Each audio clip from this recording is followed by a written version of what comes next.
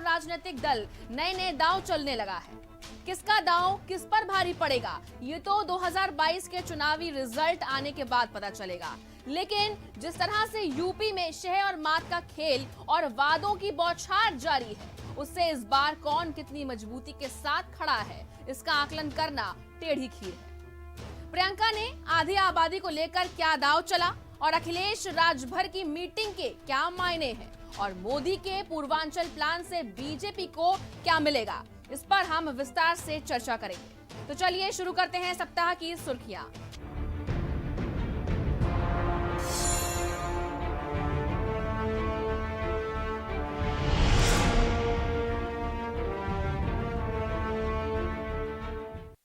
आज सप्ताह की सुर्खियों में सबसे पहले शुरुआत हम प्रियंका गांधी से करेंगे। जैसा कि हम पिछले कुछ समय से देख रहे हैं कि कांग्रेस महासचिव प्रियंका गांधी यूपी में बंजर पड़ी कांग्रेस की जमीन को तलाशने की कोशिश कर रही हैं, उसमें जान डालने का प्रयास कर रही हैं। उनके लिए दिल्ली और लखनऊ की दूरी एक गली से दूसरी गली में जाने के बराबर हो गई है। लगभग हर हफ्ते प्रियंका गांधी लखनऊ आती हैं, पार्टी कार्यकर्ताओं के साथ मीटिंग करती हैं और उत्तर प्रदेश में खोई हुई जमीन को तलाश रही हैं। और शायद इसी जमीन को मजबूत करने के लिए अब प्रियंका का पूरा फोकस प्रदेश की आधी आबादी पर है। ट्वीट के जरिए प्रियंका ने ऐलान किया है कि इंटर पास करने वाली लड़कियों को मोबाइल फोन और स्नातक करने पर स्कूटी मिलेगी। अगर कांग्रेस सरकार बनती है तो लड़कियों को मोबाइल और स्कूटी दी जाएगी। प्रियंका के इस ऐलान के बाद उत्तर प्रदेश कांग्रेस ने भी सहमति जता दी और जल्द ही कांग्रेस इसे अपना घोषणा पत्र में भी ऐलान करेगी। प्रियंका गांधी ने मंगलवार को लखनऊ में विधानसभा चुनाव से पहले एक बहुत बड़ा चुनावी दांव चल दिया। प्रियंका गांधी ने एम यानी महिला कार्ड खेलते हुए यूपी जीतने की दिशा में एक कदम बढ़ाया है। देखा जाए तो मौजूदा समय में कांग्रेस की सियासी हालत कुछ ठीक नहीं है। 2017 के विधानसभा चुनाव में कांग्रेस के हाथ सिर्फ 7 सीटें आई थी। कांग्रेस पार्टी ने प्रियंका को यूपी की जिम्मेदारी दी है और पार्टी को मजबूती देने के लिए प्रियंका ने मैं लड़की हूं, लड़ सकती हूं का नारा दिया है। मौका दिया है महिलाओं को कि आओ चुनाव लड़ो। हालांकि प्रियंका गांधी खुद चुनाव लड़ेंगी या नहीं, इस पर अभी उन्होंने कोई बात नहीं कही है, यानी कि अभी ये बात साफ नहीं है। लेकिन उनकी पार्टी 40% टिकटें महिलाओं को देंगी, ये जरूर साफ हो गया है। हालांकि प्रियंका के इस ऐलान के बाद एक बात शीशे की तरह साफ हो गई है कि महिला वोटरों को आकर्षित करने के लिए कांग्रेस ने ये चाल चली है। चुनाव में 40% महिला प्रत्याशी उतारे जाने का मतलब ये हुआ कि कांग्रेस पार्टी की तरफ से 160 से ज्यादा सीटों पर महिला प्रत्याशी मैदान में नजर आएंगी। लेकिन वो महिलाएं कौन होंगी, ये सवाल का जवाब अब हर कोई पूछ रहा है, क्योंकि प्रदेश के पार्टी संगठन में महिलाओं में कोई बड़ा चेहरा दूर दूर तक कांग्रेस में दिखाई नहीं देता। देखिए, कांग्रेस के अंदर महिला चेहरों में गिने चुने ही नाम हैं जो जुबान पर आते हैं, जिनमें से खुद प्रियंका गांधी ने अभी चुनाव लड़ने पर साफ तौर पर कुछ नहीं कहा। और इनके अलावा कांग्रेस के वरिष्ठ नेता प्रमोद तिवारी की बेटी आराधना मिश्रा मोना, अदिति सिंह और सुप्रिया श्रीनेट जैसे नाम हैं। बहरहाल प्रियंका के ऐलान के कई मायने अब निकाले जा रहे हैं और उनके ऐलान के बाद राजनीतिक हलचल भी तेज होती दिख रही है। लेकिन प्रियंका का चुनाव से पहले ये महिला कार्ड कांग्रेस के लिए कितना फायदेमंद होगा, ये देखने वाली बात होगी। फिलहाल एक रिपोर्ट देखिए। प्रियंका गांधी की बड़ी प्रतिज्ञा, आगामी विधानसभा चुनाव पर बड़ा ऐलान, महिलाओं को 40% टिकट, कांग्रेस का चुनावी पोस्टर लॉन्च, कांग्रेस का बड़ा चुनावी नारा, लड़की हूं, लड़ सकती हूं।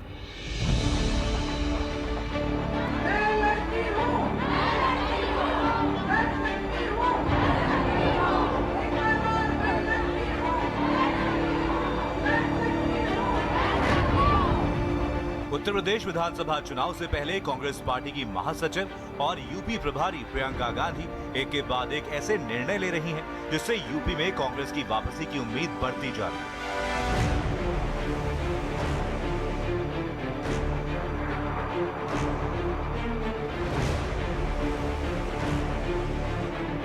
जहां कहीं भी महिलाओं के प्रति अपराध हो रहा है, वहां पर प्रियंका गांधी पहुंच करके अपनी मौजूदगी जरूर दर्ज करवा रही हैं। प्रियंका ने प्रेस कॉन्फ्रेंस कर कांग्रेस पार्टी का चुनावी पोस्टर लॉन्च किया जो महिलाओं पर आधारित है। पोस्टर के जरिए कांग्रेस की आगे की रणनीति भी साफ हो चुकी है कि कांग्रेस ये चुनाव महिलाओं के मुद्दे पर लड़ने वाली है। हमने तय किया है कि आने वाले विधानसभा चुनाव में उत्तर प्रदेश में कांग्रेस पार्टी 40% टिकट महिलाओं को देगी। हमारी प्रतिज्ञा है कि महिलाएं उत्तर प्रदेश की राजनीति में पूरी तरह से भागीदार होंगी। तो इलाहाबाद यूनिवर्सिटी की कुछ लड़कियां मेरे से मिली और उन्होंने मुझे बताया कि किस तरह से यूनिवर्सिटी के नियम कानून, हॉस्टल के नियम कानून उनके लिए अलग थे और पुरुषों के लिए अलग। प्रियंका गांधी ने प्रतिज्ञा लेते हुए बड़ा ऐलान कर दिया है। अब यूपी विधानसभा चुनाव में कांग्रेस पार्टी 40% महिलाओं को टिकट देगी। प्रियंका ने ये तो प्रतिज्ञा ली कि आगामी चुनाव में 40% टिकट महिलाओं को दिए जाएंगे, लेकिन प्रियंका ने यह भी बताया कि आखिर क्यों कांग्रेस को ये फैसला लेना पड़ा है। प्रियंका गांधी ने कई घटनाओं का जिक्र किया और कहा कि महिलाओं को बराबरी का दर्जा, न्याय, हक दिलाने के लिए ही ये निर्णय लिया गया है। प्रयागराज से लेकर के उन्नाव और लखीमपुर तक की घटना का जिक्र प्रियंका गांधी ने किया। प्रियंका ने कहा कि किस तरह यूपी में महिलाओं को न्याय नहीं मिल पा रहा। अब कांग्रेस का ये फैसला महिलाओं को बराबरी का दर्जा दिलाएगा। ये निर्णय उन्नाव की उस लड़की के लिए है जिसको जलाया गया, मारा गया, उसकी भाभी के लिए है जो आज भी संघर्ष कर रही है उसका, और उसकी 9 साल की भाभी की बेटी के लिए है जिसको स्कूल में धमकाया गया था। ये निर्णय उत्तर प्रदेश की हर एक महिला के लिए है जो बदलाव चाहती है, जो न्याय चाहती है, जो एकता चाहती है, जो चाहती है कि आगे बढ़े उसका प्रदेश। यूपी के विधानसभा चुनाव में 5 महीने से भी कम का समय बचा है। उससे पहले चाहे लखीमपुर हिंसा पर प्रियंका का प्रण हो या फिर महिलाओं को लेकर के 40% टिकट देने की घोषणा, उनके फैसले लगातार यूपी की राजनीति में भूचाल तो ला ही रहे हैं, साथ ही सत्ता पक्ष और बाकी के विपक्ष की नींद भी उड़ा रही है। मैं लड़की हूँ, लड़ सकती हूँ, एक और मैं लड़की हूँ, लड़ सकती हूँ। हाल ही में देखने को मिली प्रियंका गांधी की तेजी, कांग्रेस में जान फूंक रही है और महिलाओं को 40% टिकट देने के फैसले पर कांग्रेस नेताओं का क्या कुछ कहना है, आपको सुनाते हैं। और महिलाओं को अधिकार मिले कि वो निर्णय हमारे समाज के स्वयं ले सकें, सबसे मिलकर ले सकें, और इसलिए ये प्रयोग किया गया। देखिए, 40% टिकट महिलाओं को देने का जो फैसला आज प्रियंका गांधी जी ने लिया है, ये एक ऐतिहासिक फैसला है। ये इसकी सराहना की जानी चाहिए, इसका समर्थन किया जाना चाहिए, इसका स्वागत किया जाना चाहिए। और मुझे लगता है कि इस फैसले का असर भारत की राजनीति में पड़ेगा, ये भारत की राजनीति को तब्दील कर देगा। धन्यवाद प्रियंका गांधी, ये इंदिरा गांधी की पोती और राजीव गांधी की बेटी ही कर सकती थी। 40% महिलाओं को टिकटों में आरक्षण देना, ये कांग्रेस ने दिखा दिया। अब कांग्रेस का चुनावी पोस्टर हो या फिर महिलाओं को विधानसभा चुनाव में 40% टिकट देने की घोषणा, ये फैसला चुनाव में बड़ा गेम चेंजर साबित हो सकता है। लखनऊ से सीमाब नकवी की रिपोर्ट, भारत समाचार। विधानसभा चुनाव से पहले सियासी बोतल से कौन सा जिन्न निकलने वाला है ये तो पता नहीं, लेकिन जो भी निकलेगा वो उत्तर प्रदेश की सियासत पर बड़ा असर डालेगा। जो कभी विरोधियों और बीजेपी ने ना सोचा होगा और ना जिस पर दिमाग लगाया होगा, आज वही यूपी की सियासत में देखने को मिल रहा है। इस हफ्ते फिर एक ऐसी मुलाकात हुई जो सुर्खियों में आ गई और कईयों के माथे पर बल भी डाल गई। ये मुलाकात थी ओम प्रकाश राजभर और अखिलेश यादव की, और अब इन दोनों की इस मुलाकात के बाद बीजेपी वाले माथा पीट रहे हैं कि आखिर जो राजभर अब तक उनके साथ आने का संकेत दे रहे थे, वो अचानक उनको इतनी बड़ी टक्कर और चोट देंगे, ये तो उन्होंने सोचा भी नहीं था। इस मुलाकात के बाद राजभर बहुत उत्साहित थे। उनके चेहरे की खुशी देखकर लग रहा था कि उनके और अखिलेश के बीच सीटों का बंटवारा भी हो गया है। सब जानते हैं कि काफी लंबे समय से राजभर ने बीजेपी के खिलाफ मोर्चा खोला हुआ है और अब वो समाजवादी पार्टी के साथ आ गए हैं। अपने बयान में राजभर ये तक कह गए कि चाहे एक भी सीट सपा हमें ना दे, लेकिन फिर भी हम समाजवादी पार्टी के साथ ही रहेंगे। कुछ दिनों पहले ओम प्रकाश राजभर उन नेताओं के साथ थे जिनसे अखिलेश का 36 का आंकड़ा है, जिसमें ओवैसी एक बड़ा नाम है। अब सवाल ये है कि ओम प्रकाश राजभर आखिर चाहते क्या हैं? क्योंकि उन्होंने यूपी चुनाव में उतरने के लिए 10 दलों का भागीदारी संकल्प मोर्चा बनाया था, जो खंड खंड हो चुका है।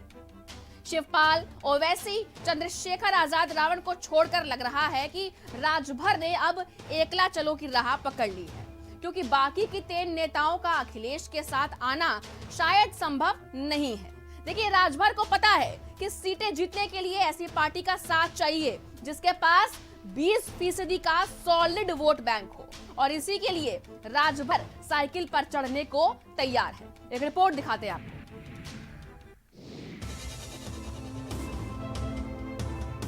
मौसम की तरह अपने बयान बदलने वाले ओम प्रकाश राजभर ने 2022 में साइकिल की सवारी करने का फैसला कर दिया है। ऐलान किया है कि अखिलेश के साथ मिलकर भाजपा को यूपी की सत्ता से बेदखल करेंगे। अखिलेश जी एग्री हो गए हैं और साथ मिलकर के मुद्दों के आधार पे वो तैयार हैं। ये वही ओम प्रकाश राजभर हैं जो असदुद्दीन ओवैसी के साथ रैलियां करते थे, भाजपा के आगे दोस्ती का हाथ बढ़ा रहे थे, शिवपाल यादव और चंद्रशेखर आजाद रावण के साथ बंद कमरों में मुलाकात कर रहे थे, लेकिन आखिरी में उन्हें अखिलेश यादव की समाजवादी पार्टी को ही गठबंधन का ठिकाना चुन लिया है। राजभर ने छोटे छोटे दलों को मिलाकर भागीदारी संकल्प मोर्चा खड़ा किया। सबसे बड़ा सवाल ये है कि जो छोटे दल राजभर के साथ खड़े थे, क्या वो भी अखिलेश के साथ जाएंगे? ये सवाल इस वजह से है क्योंकि राजभर के इस मोर्चे में ओवैसी भी शामिल है। 27 अक्टूबर की तारीख इस वजह से अहम है क्योंकि ओम प्रकाश राजभर इसी तारीख को मऊ में एक बड़ी रैली करने वाले हैं। उस रैली में कौन कौन से नेता शामिल होंगे, किन किन नेताओं की तस्वीर पोस्टर में दिखेगी और यूपी की राजनीति में भाजपा को झटका देने के लिए कौन सा प्लान बन रहा है, इन सारी बातों से पर्दा हट जाएगा।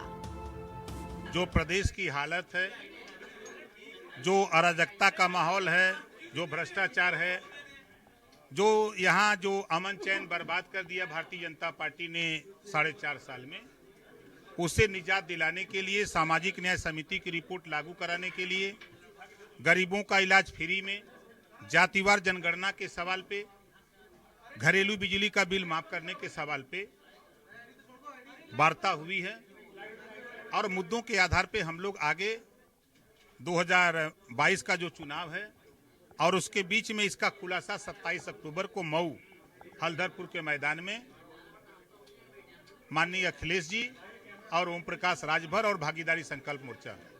आप सुन रहे थे ओम प्रकाश राजभर को। इन्होंने साफ तौर पर कहा कि जो 2 हेलीकॉप्टर बुक हुए हैं, एक में अखिलेश जी का तो जाना पक्का हो गया है, दूसरा हेलीकॉप्टर अभी बाकी है, यानी ओवैसी से अभी इनकी बात नहीं हो पाई है। आने वाले समय में ओवैसी से जब बात होगी तो उनको भी लेकर ये 27 तारीख को मऊ पहुंचेंगे। राजभर यूपी की राजनीति के बड़े खिलाड़ी बन गए हैं। आखिरी वक्त तक उन्होंने सबको सस्पेंस में रखा, लेकिन जब अखिलेश से मुलाकात हुई तो सारी अटकलें यही खत्म हो गई। मुलाकात के बाद राजभर ने एक वीडियो शेयर किया जिसमें लिखा कि अब की बार भाजपा साफ। ब्यूरो रिपोर्ट, भारत समाचार। प्रधानमंत्री नरेंद्र मोदी बीते कुछ दिनों में यूपी के कई दौरे कर चुके हैं। पहले उन्होंने पश्चिमी यूपी में रैली करके बड़ा संदेश दिया, फिर लखनऊ में सम्मेलन करके अवध को साधने की कोशिश की और अब कुशीनगर के जरिए प्रधानमंत्री नरेंद्र मोदी ने पूरे पूर्वांचल पर पकड़ मजबूत करने के लिए कई बड़ी सौगातें दी हैं। कुशीनगर को अंतर्राष्ट्रीय एयरपोर्ट की सौगात देकर प्रधानमंत्री नरेंद्र मोदी ने एक बड़ा संदेश देने का यहाँ प्रयास किया। कुशीनगर में एयरपोर्ट बनने से एक तरफ जहां कनेक्टिविटी बढ़ेगी तो वहीं दूसरी तरफ बड़ी संख्या में लोगों को रोजगार भी मिलेगा। जिस दिन कुशीनगर को एयरपोर्ट की सौगात मिली, उसी दिन वहां पर मेडिकल कॉलेज का शिलान्यास भी हुआ। प्रधानमंत्री मोदी ने साफ साफ संदेश देने की यहाँ कोशिश की है कि एक तरफ वो एलीट वर्ग के लिए एयरपोर्ट बनवा रहे हैं तो दूसरी तरफ गांव गरीब के लोगों के लिए मेडिकल कॉलेज भी दिया है। देखिए, चुनाव से पहले कुशीनगर में एयरपोर्ट की सौगात को कई निगाहों से देखा जा रहा है और माना जा रहा है कि प्रधानमंत्री नरेंद्र मोदी ने पूरे पूर्वांचल को साधने की कोशिश की। पिछले चुनाव में बीजेपी को पूर्वांचल में बम्पर जीत मिली थी और शायद बीजेपी उस जीत को दोहराने के लिए फिर से पूरे दमखम के साथ मैदान में उतरने की तैयारी कर रही है। रिपोर्ट देखिए। के साथ इस यादगार पल, इस लम्हे को जो कि पूरा विश्व अपनी दृष्टि से नजर गड़ाए है। पूर्वांचल पर अपनी पकड़ मजबूत करने के लिए बीजेपी ने कमर कस ली है और इसी कड़ी में पूर्वांचल को प्रधानमंत्री नरेंद्र मोदी ने बहुत बड़ा तोहफा दिया है। चुनाव के महज कुछ महीने पहले पूर्वांचल क्षेत्र को इतनी बड़ी सौगात मिलने से बीजेपी को इसका फायदा जरूर मिलेगा।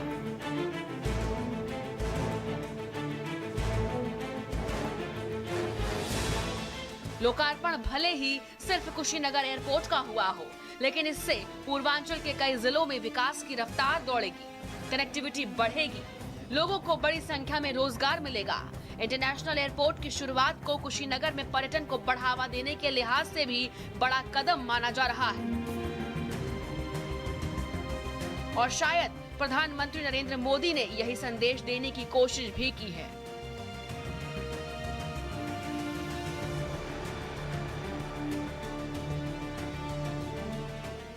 पूर्वांचल अब विकास की नई उड़ान भरने के लिए तैयार है।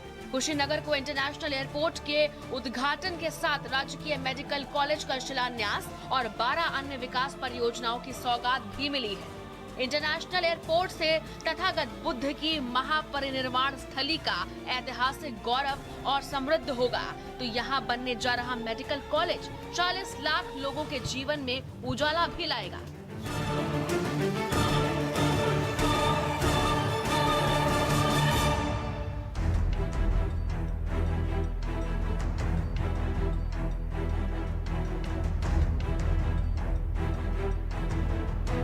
पीएम मोदी ने मंच से योगी सरकार की जमकर तारीफ की और सीएम योगी ने भी बीते 4.5 साल में अपनी सरकार के कामकाज गिनाए। योगी ने कहा कि उनकी सरकार का शुरू से ही पूर्वांचल के विकास पर फोकस था और प्रधानमंत्री नरेंद्र मोदी के मार्गदर्शन में सरकार विकास के रास्ते पर आगे बढ़ रही है। 5 साल में गन्ना किसानों को 1 लाख करोड़ रुपए से भी कम भुगतान किया गया था। 1 लाख करोड़ से भी कम। वहीं योगी जी की सरकार तो अभी 5 साल भी नहीं हुए हैं और उनकी सरकार में गन्ना किसानों को लगभग 1.5 लाख करोड़ रुपए का भुगतान किया जा चुका है। पूर्वी उत्तर प्रदेश के विकास की एक नई उड़ान को मजबूती के साथ आगे बढ़ाने के लिए आदरणीय प्रधानमंत्री जी का आशीर्वाद और उनका सानिध्य पूर्वी उत्तर प्रदेश के 5 करोड़ से अधिक नागरिकों को प्राप्त हो रहा है। इस अवसर पर मैं तथागत भगवान बुद्ध की इस पावन धरती पर आदरणीय प्रधानमंत्री जी का हृदय से स्वागत करता हूं, अभिनंदन करता हूं। बीते विधानसभा चुनाव में बीजेपी को पूर्वांचल में जो सफलता मिली थी उसको फिर से दोहराने की तैयारी है और शायद इसीलिए योगी सरकार ने कुशीनगर को इंटरनेशनल एयरपोर्ट की सौगात देकर पूरे पूर्वांचल पर पकड़ मजबूत करने की कोशिश की। कुशीनगर से भारत समाचार के लिए कुंदन मिश्रा की रिपोर्ट। तो इस सप्ताह की सुर्खियों में बस इतना ही। अगले सप्ताह फिर कुछ नई सुर्खियों के साथ हाजिर होंगे। तब तक के लिए नमस्कार।